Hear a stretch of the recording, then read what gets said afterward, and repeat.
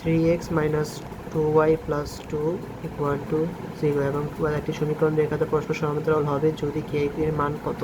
এখন আমরা দুটি রেখা সমান্তরাল কখন হবে, যখন নাকি এদের ঢাল দ্বয় সমান হবে। এটি আমাদের আগের এমসিকিউতে আলোচনা করেছি এবং বইয়ের উপর দেওয়া আছে। তাহলে আমাদের এরকম এই সমীকরণ থেকে ফর্মেট থেকে আমাদের মূলত ঢাল বের করতে হবে, ঢাল দ্বয় সমান বের করে আমরা কে এর মান বের করতে পারবো। এখন আমরা যদি এটাকে প্রথমে এটাকে আমরা কাজ করি 3x minus 2y equal to 2 equal to 0। তাহলে এখানে আমরা 2yটাকে ওখানে পাঠিয়ে দেব। এখন এটা জন্য ওখানে ওয়াইকে সবসময় আমাদের সিঙ্গেল রাখতে হবে, কোনো ঘাত বা পাওয়ার থাকতে পারবে না, ঘাত বা সহগ থাকতে পারবে না। তাহলে এখানে 3/2x বাই প্লাস 1, এটা হলো আমাদের পদ্ধতি সমীকরণে, এটা হলো আমাদের মূলত ঢাল নির্দেশ করে। এবং এখানে যদি আমরা করি 5x প্লাস কে অফ ওয়াই মাইনাস 3, তাহলে আমরা কী করবো, কে ওয়াইটাকে এখানে রাখবো, ধনাত্মক রাখতে হবে মাস্ট।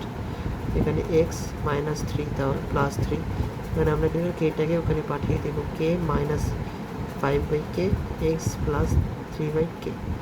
তাহলে আমাদের এটা ঢাল, এটা ঢাল হলো এটা। তাহলে আমরা জানি যে সমান্তরাল হবে যদি এদের ঢাল দয় সমান হয়, ঢাল দয় সমান হবে যদি আমরা এটাকে করি। তাহলে এখানে কে, তাহলে এখানে আমাদের কি আসে 3/k ইকুয়াল টু মাইনাস 10, তাহলে আমাদের K is equal to minus 10/3। তাহলে আমাদের সঠিক উত্তর হলো মাইনাস 10/3।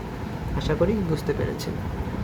এমসিকিউ মূলত সিলেট বোর্ড 25 এসেছে, তাই এটি খুবই গুরুত্বপূর্ণ এবং এই অধ্যায়ে খালি রিপিট কোয়েশ্চেনই বেশি আসে এবং খুবই শর্ট কনসেপ্টের একটি এমসিকিউ থাকে।